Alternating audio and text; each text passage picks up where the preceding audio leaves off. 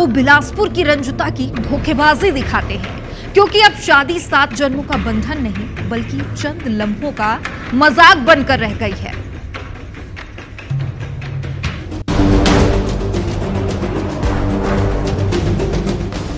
ये तस्वीरें देखकर आपको लग रहा होगा कि गुनाहे दास्तान में शादी की खबर का क्या काम, लेकिन इन तस्वीरों को देखकर धोखा मत खाइएगा, क्योंकि ये खबर खुद धोखेबाजी की हदें पार करती है।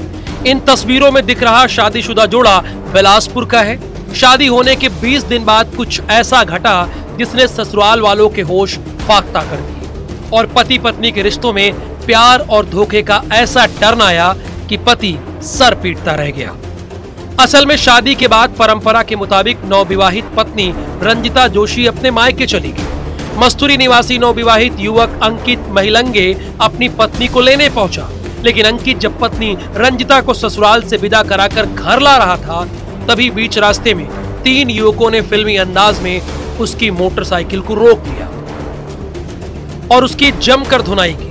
हैरानी की बात यह रही कि पत्नी इस मारपीट का विरोध करने के बजाय उन लड़कों में से ही एक के साथ बैठकर फरार हो गई। इन अज्ञात युवकों के द्वारा इनकी वाहन को रोका गया तथा इनके साथ मारपीट की गई। इसी दौरान इनकी पत्नी, जो अज्ञात युवक जिनके प्रार्थी के साथ मारपीट कर रहे थे, उनके मोटरसाइकिल में बैठकर अपनी इच्छा से चली गई है। पुलिस के द्वारा प्रार्थी की रिपोर्ट पर मारपीट का अपराध पंजीबद्ध कर मामले को विवेचना में लिया गया। युवक का कहना है कि पत्नी ने खुद दूसरे युवक के कंधे पर हाथ रखा और पीछे मुड़कर देखा तक नहीं, जिसके बाद पीड़ित ने इसकी शिकायत थाने में की। शिकायत के बाद पुलिस ने हमलावरों पर केस दर्ज कर लिया और मामले की जांच में जुट गई है। जितेंद्र थवाइत, IBC 24, बिलासपुर। तो बिलासपुर में आपने देखा कि किस तरह एक पत्नी शादी के कुछ दिन बाद ही पति को छोड़कर आशिक के साथ फरार हो गई।